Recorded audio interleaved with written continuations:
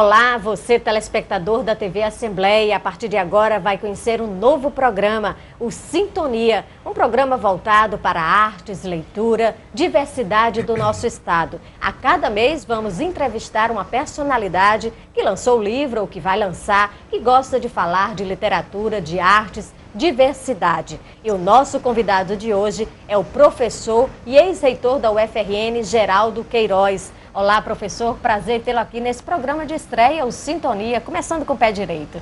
Igualmente, Adalgisa, para nós é um prazer estarmos participando desse programa, como programa inovador da TV Assembleia, nos colocando à disposição para entrevista e para troca de ideias, principalmente em função do telespectador que está ansioso para ver esse novo programa da TV Assembleia. Na verdade, o Sintonia é um programa de 30 minutos, que a cada mês a gente vai conversar com personalidades, um bate-papo, que a gente vai falar de arte, de livro, mas também de vários assuntos do dia a dia, do nosso cotidiano. Vamos conversar falando sobre o livro que o senhor lançou aí recentemente, no ano passado, em 2009, que é A Geringonça do Nordeste. Quer dizer, um livro, na verdade, que é uma aula de história, uma aula sobre a nossa cultura, o Nordeste em si. Como é que surgiu a ideia, na verdade, um livro que já vem desde há alguns anos? Bem, realmente o livro foi publicado há 20 anos, em 1989, a sua primeira edição, e o livro foi o resultado de uma dissertação de mestrado por nós defendida no programa de pós-graduação em educação da Universidade Federal do Rio Grande do Norte. O livro trata do resgate de um trabalho do professor Clementino Câmara, um dicionário de termos regionais, que ele solicitou ao governo do estado do Rio Grande do Norte para publicar em 1937. E este livro, por questões de ordem de registro no dicionário de termos atentatórios à moral, como se colocou na época, esse livro foi proibido. Então, nós encontramos, depois de 50 anos, no Arquivo Público do Estado, e nós, pelo fato de existir a presença do Estado no trabalho, porque realmente era a instância que competia decidir sobre a publicação do livro, e também a instância da Igreja, que era representada no Departamento de Educação, a atual Secretaria da Educação, que na época era departamento, e que realmente, vamos dizer, era a instância que julgava o trabalho, e existir neste departamento a presença de um cônego, de um representante da igreja, nós fizemos o estudo da relação do intelectual com o Estado e a igreja no país, no Brasil, na época de 37, que é quando se implantava no Brasil a ditadura do Estado Novo. Então, realmente foi muito gratificante, porque foi uma história que com a prática, com esse estudo que nós fizemos, nós passamos a conhecer melhor, já que nem sempre realmente a gente tem a preocupação de determinados fatos a gente estudar com profundidade. E o livro me deu a oportunidade realmente de trabalhar em profundidade o tema e conhecer esse período da história do Brasil. Agora, o senhor como jornalista, quer dizer, teve também, assim, digamos assim, uma alma de repórter para fazer uma investigação sobre esses assuntos, que foram vários anos de pesquisa, de trabalho. O que é que teve aí de pitado de jornalista? A gente nunca deixa de colocar naquilo que a gente faz a formação que a gente teve. Então, a minha formação é em comunicação, eu sou formado pela Faculdade de Jornalismo Herói de Souza.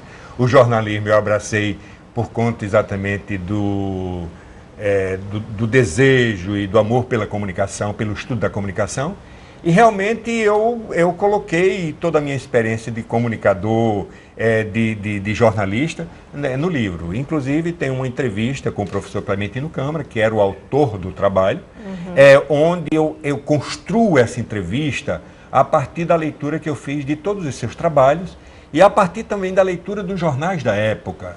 Eu pesquisei tanto a República, que representava, que era o porta-voz do Estado no Rio Grande do Norte, e também pesquisei a Ordem, todos os exemplares desses dois jornais em 1937, a Ordem também como porta-voz da Igreja. E, consequentemente, isso me deu condições de fazer uma entrevista imaginária com o professor Clementino Câmara e colocar, vamos dizer, reconstruir o pensamento dele a partir dessas leituras que nós fizemos. E ficou muito viva, porque realmente era impossível a gente mostrar o pensador Clementino Câmara apenas com a descrição. Então nós apresentamos o pensador Clementino Câmara a partir da própria vivência dele, da própria voz dele, retransmitida através do Geringonça do Nordeste, a fala proibida do povo.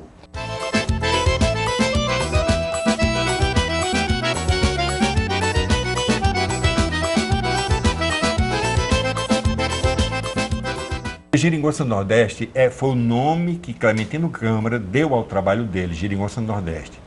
O título do meu livro realmente tem, vamos dizer, chama para o título de Clementino Câmara e faz um acréscimo, a fala proibida do povo. Por que a fala proibida do povo? Porque exatamente como o trabalho foi um trabalho censurado na época do Estado Novo e como o dicionário era um dicionário de regionalismo, era um dicionário da fala nordestina, então realmente essa fala que nós falamos usualmente, que o homem do interior fala usualmente, ela em 1937 ela foi proibida a partir do registro que Clementino Câmara fez. E por isso nós colocamos como título a fala proibida do povo, acrescentando ao Geringonça do Nordeste. Agora, voltando aqui um pouquinho ao assunto do regionalismo, a gente percebe que o senhor gosta, né, das raízes do regionalismo, a gente percebe aqui por esses quadros que a gente vê aqui na sala. Certo. Tem também uma pitada disso aqui também no livro, esses Tem, quadros? toda a parte gráfica do livro foi elaborada pela arquiteta Elizabeth Raulin, certo? E foi ela e Bárbara Negreiros, um auxiliar dela também, todas duas muito competentes, e elas reproduziram esse quadro de Assis Marinho na capa do livro e decompuseram o quadro em todo o livro. Inclusive eles partem de partes do quadro até o final, quando apresentam o quadro todo, certo? Aqui você percebe que realmente foi a reprodução do quadro por inteiro, e aqui realmente uma parte do quadro onde se mostra de uma forma mais ou menos clara, vamos dizer, um forró, que inclusive foi um dos termos que realmente Clementino abordava no seu dicionário, ele registrava no seu dicionário, não como forró, mas como forró-bodó. Foi na época do algodão em franca ascensão no estado do Rio Grande do Norte, em 1937, realmente era o algodão que predominava na economia do Rio Grande do Norte, e ela reproduz a partir de uma gravura de Clementino Câmara, aliás, desculpe, uma gravura de Nilton Navarro também, certo? Então o trabalho está todo ilustrado, inclusive com fotografias cedidas pela família de Clementino Câmara, fotografias dele, e que mostram realmente de uma forma ampla a figura que é Clementino Câmara.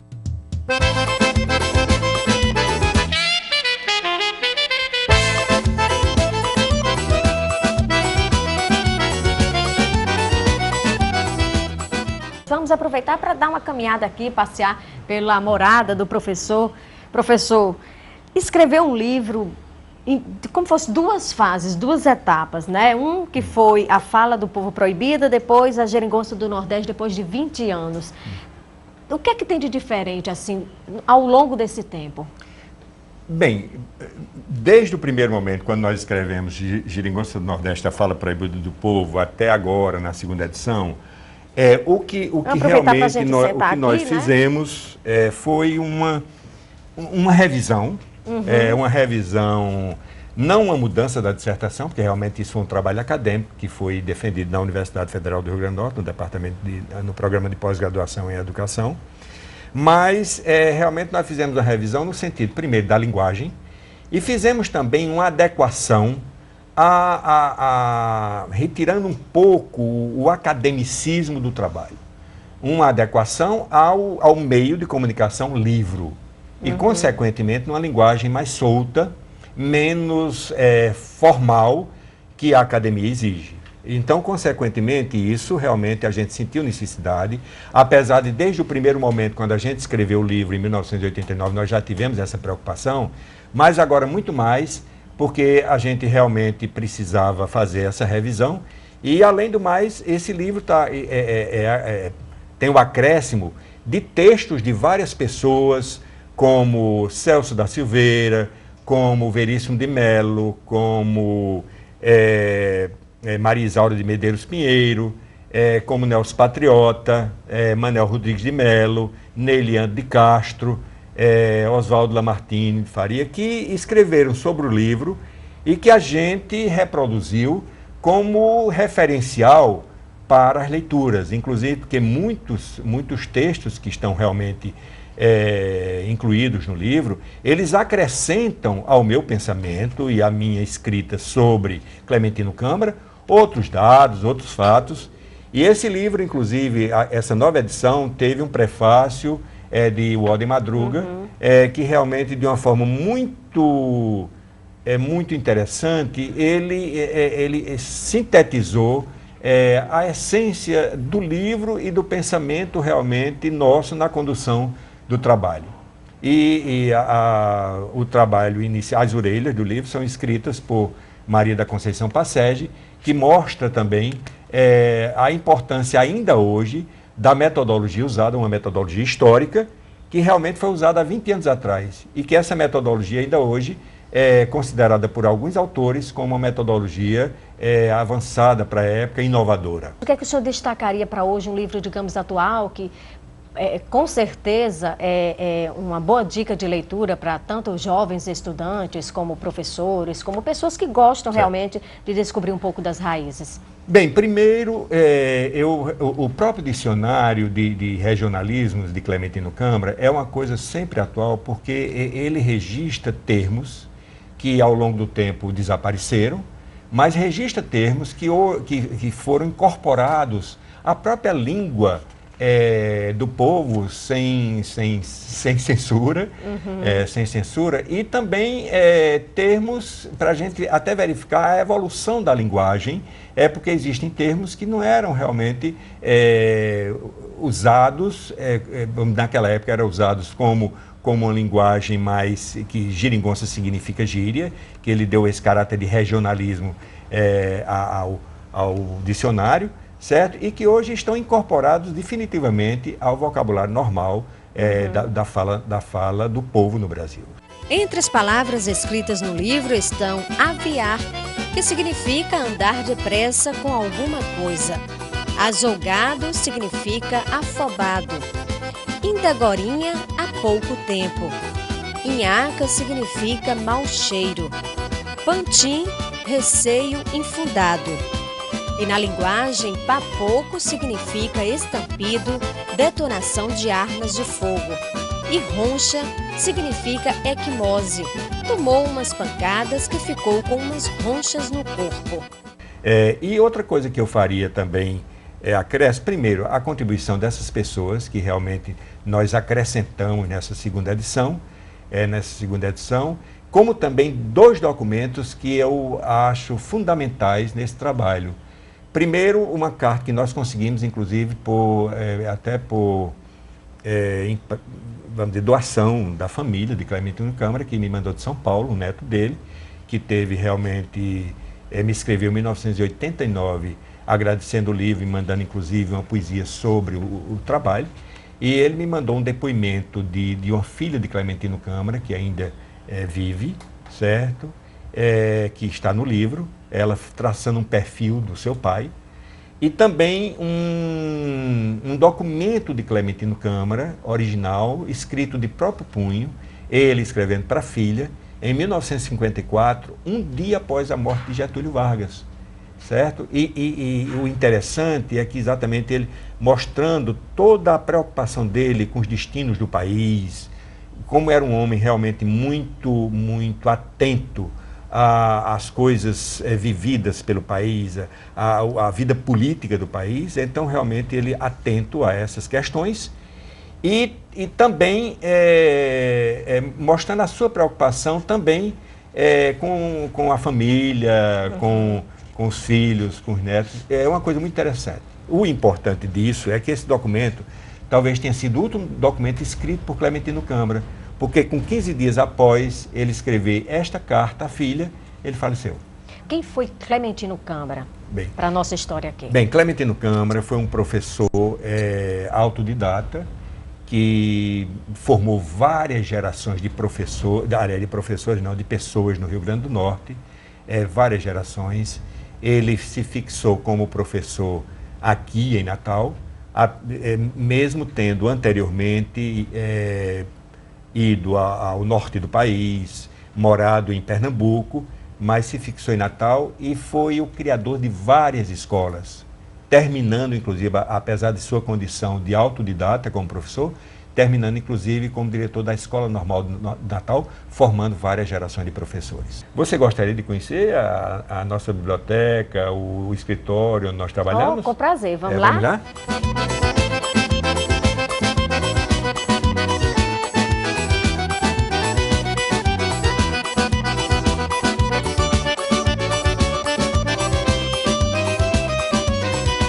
Adalgisa, olha, aqui inclusive tem um livro que recentemente eu li. Olha, muito interessante, inclusive para nós nordestinos e para quem é jornalista. Esse livro eu acho que é de fundamental importância. É um livro de autoria de Lira Neto, Padre Cícero, Poder, Fé e Guerra no Sertão. É um livro que trata da biografia de Padre Cícero. Engraçado é que como nós nordestinos conhecemos pouco a nossa história. Muito, muito pouco. E esse livro realmente nos dá uma visão ampla do que foi Padre Cícero, do que realmente, de como surgiu o mito Padre Cícero, certo? E toda a sua extensão no Nordeste todo, do que ele fez, do que ele praticou, inclusive com todos os prós e os contras que se possam levantar da figura de Padre Cícero, certo? E realmente, com toda sinceridade, o livro é de tal forma envolvente, nos envolve na leitura, que até nos dá interesse de conhecer Juazeiro, que até então eu nunca tinha tido interesse de conhecer. E passei a conhecer um pouquinho mais da história do Nordeste, da história do Brasil, a partir daqui da nossa região. Então aí fica uma dica importante aí, Padre Cícero, Poder, Fé e Guerra no Sertão, de Lira Neto. Lira Neto, que é um jornalista do Ceará, inclusive. Esse rapaz também, ele é muito bom em biografias, ele tem uma biografia assinada registrando Maísa Matarazzo, certo? Maísa, ex-Matarazzo, né? Agora, professor, uma curiosidade, o senhor deve passar muitas horas aqui nesse cantinho, lendo, escrevendo, o que é que sai daqui? Olha, realmente eu passo muito tempo aqui lendo, escrevendo, inclusive tem outro local da casa talvez com menos calor, que a gente realmente trabalhe melhor, mas aqui eu passo muito tempo na leitura. E aqui nós guardamos livros, certo? Discos, CDs, certo? E também a parte de registro documental, eu acho que eu diria a você da história que nós vivenciamos, certo? Então nós temos aqui pastas sobre a Faculdade de Jornalismo, pastas sobre a Universidade Federal do Rio Grande do Norte, pastas sobre o trabalho, como eu também fui deputado estadual, de 1966 a 1970 também tem registro. Tudo catalogado. Então tudo está registrado aí, e isso realmente me anima como exercício de memória, a gente retomar esses trabalhos, certo? Alguns desses fatos para registrar como exercício de memória. É tanto que nós já iniciamos, aqui tem, inclusive nós temos até um exemplo, em 1968, por exemplo, nós fizemos uma viagem, nós estávamos estudando em Quito, no Equador, fazendo um curso de especialização, e aí quando nós voltamos, passamos pelo Uruguai, e sem muitas referências, mas apenas pela leitura que eu tinha feito de uma revista brasileira, eu descobri Djalma Maranhão, certo? O ex-prefeito Djalma Maranhão, e fiz contei essa história, certo? E ela foi publicada do Diário Natal, no Diário DN Educação, em outubro de 2007, e nós estamos exatamente esse trabalho e outros trabalhos também que nós publicamos através do Diário Educação, do DN Educação, em 2007, 2008, se eu não me engano.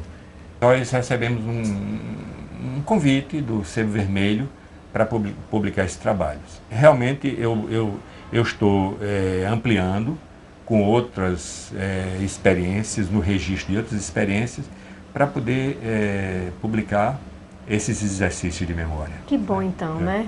Então, assim, tem livros que o senhor já leu, já releu, assim, várias vezes também aqui?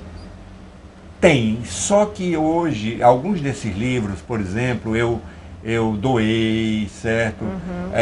Eu tenho um sobrinho que fez sociologia em Recife, hoje está fazendo doutoramento na área, lá no Rio de Janeiro, no IUPERJ, e eu fiz doação muito desse livro. Por exemplo, um dos livros que eu li várias vezes foi O Apanhador no Campo de Centeio, de Saling. Então, isso daí realmente eu fiz a doação porque ele tinha interesse, realmente nós fizemos a doação.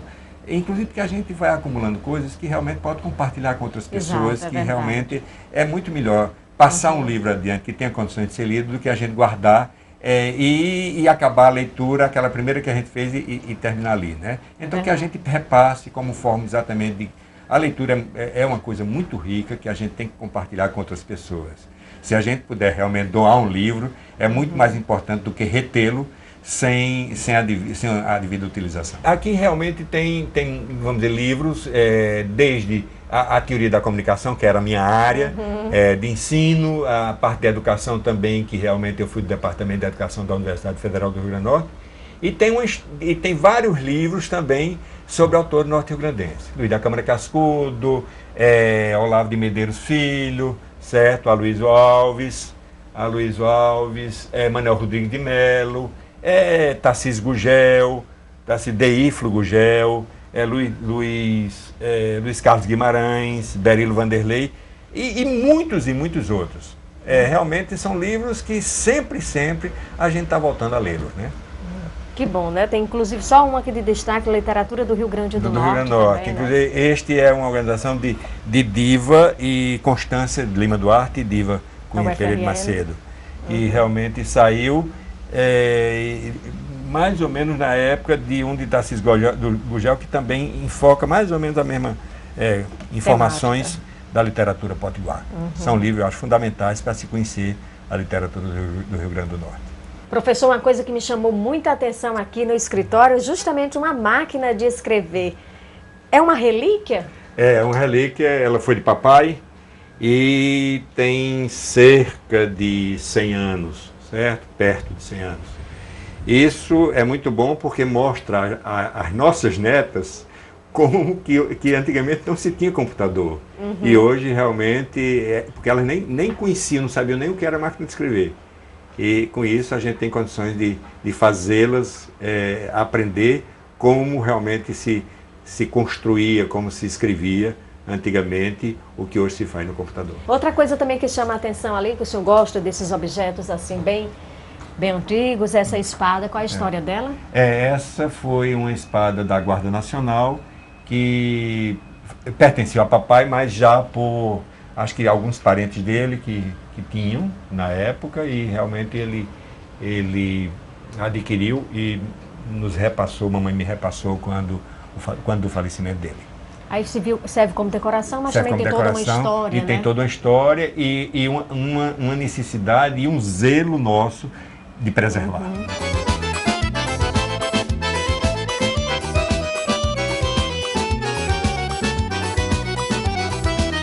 E a gente agora está aqui no cantinho do apartamento do professor Geraldo Queiroz, na varanda, um lugar super agradável, muito legal, professor. Vamos continuar a nossa entrevista agora um pouquinho falando da sua vida pessoal. O senhor é de Pendências, veio aqui para Natal seguindo aquela trajetória, veio estudar? Bem, eu sou de Pendências, na época quando eu nasci, Pendências pertencia a Macau, consequentemente eu sou macauense. E nasci em 1943. E em 54, depois de ter feito grupo escolar em Pendência, eu realmente estudei no grupo escolar Luiz Gonzaga, escola pública.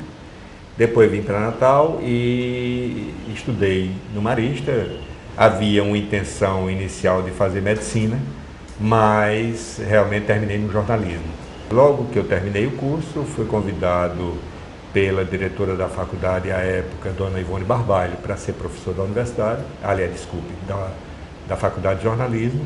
Permaneci como professor, saí para o Equador e para a Espanha para fazer especialização e na mesma época também eu fiz, em 70, quando eu estava deixando a Assembleia, eu fiz concurso para a Universidade Federal do Rio Grande do Norte, antes até da incorporação da Faculdade de Jornalismo. Fiz concurso para o Departamento de Educação, que na época era Faculdade de Educação, e permaneci na universidade desde 1971, foi quando eu assumi, até 1995, quando saí já aposentado da universidade. E o senhor chegou a uma trajetória, além de professor, o senhor foi reitor da UFRN. Como é que foi esse período? Olha, realmente foi um período muito rico em termos de experiência vivenciada, inclusive complementando já uma experiência que nós tínhamos vivenciado como chefe de departamento de educação, certo? Antes da faculdade, da universidade, eu tinha sido diretor da faculdade de jornalismo, que foi uma experiência riquíssima, uma experiência de integração professor-aluno muito rica, inclusive nós temos exemplos aí que marcam esse período, por exemplo, como o Checkmate, que desde aquela época realmente ele teve início e deixou marcas tanto no estado do Rio Grande do Norte, como também marco na academia, como trabalho prático de estudante, na época reconhecido como atividade estudantil incorporada ao currículo da faculdade, que não foi uma experiência inovadora para a faculdade na época. E depois o período vivenciado tanto como chefe de departamento de educação na universidade, como pró-reitor de extensão universitária e como reitor, foram experiências profundamente ricas. Eu acho que eu devo muito toda a minha formação a essas experiências que a gente vivencia, tanto no conhecimento de pessoas, na integração com as pessoas, como também no conhecimento das instituições, no conhecimento das instituições, no equilíbrio que a gente passa a ter no momento que vivencia um posto diretivo numa instituição como a Universidade Federal do Rio Grande do Norte. Aproveitando, já que o senhor é da área de comunicação, foi reitor, o que é que o senhor achou aí dessa não exigência do diploma de jornalismo? Eu acho que toda e qualquer profissão existe a necessidade da formação do profissional. No sentido da formação ética, no sentido da formação não apenas técnica do jornalismo, dele saber captar a notícia, dele saber como melhor informar essa notícia à população, mas, acima de tudo, do compromisso ético que ele tem que ter com a informação. E eu acho que, por mais que você abra o jornalismo, e o jornalismo nunca se fechou a isso, por mais que se abra o jornalismo a outras profissões, mas ela não descaracteriza aquela profissão específica do jornalista. O jornalista, realmente, ele tem que ser formado em uma academia, como todos os outros profissionais que são formados também na academia. Então, eu acho que isso foi muito ruim para a universidade. Professor, na época aí da universidade, o senhor teve muita produção literária, né? A gente está vendo aqui Comunicação e Ideologia, livros que o senhor também pôde acompanhar, Faculdade de Jornalismo Eloy de Souza, uma trajetória pioneira que o senhor também escreveu. Quer dizer, sempre assim, digamos assim, ativo na produção, na época da universidade, mas também ainda hoje. Como é que o senhor se define, assim, uma pessoa sempre realmente em busca de, digamos assim, de literatura, de novos conhecimentos? Eu acho que o homem é sempre um ser em formação. Então, ele sendo um ser sempre em formação, ele tem uma característica básica, que é a característica do aprendiz, do querer saber as coisas. E você só sabe lendo, observando, tendo a curiosidade de buscar informações sobre aquilo que você realmente quer aprender. Então, eu sempre me coloquei numa posição de um permanente aprendiz. Eu até, talvez, plagiando um pouco Gonzaguinha, que disse que o homem é um eterno aprendiz. É verdade, concordo. Professor, muito obrigada pela sua participação nesse programa de estreia, que é o Sintonia, que eu digo realmente que estreou com o pé direito. Participação maravilhosa, entrevista muito enriquecedora. Para mim e para todos os telespectadores, tenho certeza. É importante aquilo que a gente realmente vivenciou, registrou, a gente compartilhar com outras pessoas. Então, com esse propósito, que é o que eu me coloco à disposição de vocês, para sempre compartilhar aquilo que, de fato, nós estamos em busca da aprendizagem. Ok, muito obrigada. E o